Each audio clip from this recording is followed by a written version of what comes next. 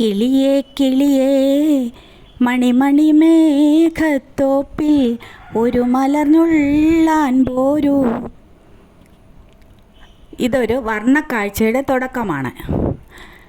നമ്മുടെ വീട്ടിലെ മാവിൽ ചുറ്റിപ്പടർന്ന് അന്തസ്സോടെ നിൽക്കുന്ന നമ്മുടെ പ്രിയപ്പെട്ട മണിമുല്ല.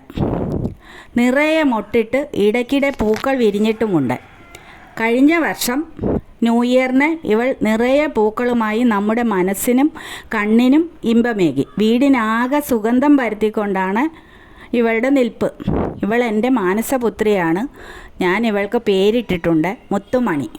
ഇത്തവണയും മഴ ചതിച്ചില്ലെങ്കിൽ പുതുവർഷത്തെ വരവേൽക്കാൻ വർണ്ണ വസന്തമൊരുക്കി നമ്മൾക്കായി നിറയെ പൂത്തുവിടരുമെന്നാണ് പ്രതീക്ഷ.